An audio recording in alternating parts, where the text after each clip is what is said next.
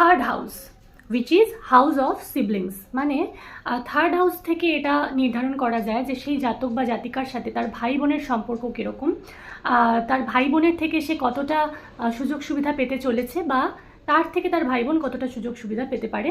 এই সমস্ত কিছু কিন্তু আমরা ভাই বোনের সম্পর্কের সাথে জড়িত সমস্ত কিছু কিন্তু থার্ড হাউস দিয়ে দেখতে পারি। এছাড়াও থার্ড হাউস দিয়ে কিন্তু আমরা short travel, local travel, writing skill সম্পর্কে জানতে পারি।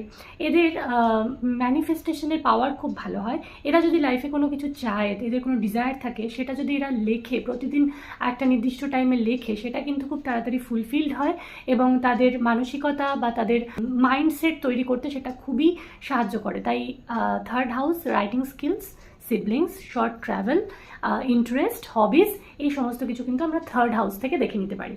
থার্ড হাউস কিন্তু খানিকটা ওয়ারিয়ার হাউসও হয়, তাই এই হাউসে যদি কোনো ম্যালেফিক প্ল্যানেট বসে থাকে সেটাই কিন্তু এই হাউসের জন্য বেটার। কারণ এই হাউসে যদি কোনো নরম প্ল্যানেট বসে থাকে তাহলে কিন্তু সে ওয়ারটা ফেস করতে পারবে না। আমাদের লাইফের যে ওয়ারগুলো আসে ছোটো বড়ো, সেই ওয়ারগুলো ফেস করার জন্য একটা শক্তিশালী প্ল্যানেট দরকার। তাই থার্ড হাউসে যদি কোনো শক্তিশালী প্ল্যানেট বসে থাকে, কোনো ওয়ারিয়ার প্ল্যানেট বসে থাকে বা ম্যালিফিক প্ল্যানেট বসে থাকে, সেটা কিন্তু বেটার বলেই আমরা বিবেচনা করি। নেক্সট ভিডিওতে আমি 4th হাউস নিয়ে কথা বলবো, তাই স্টে টিউনড।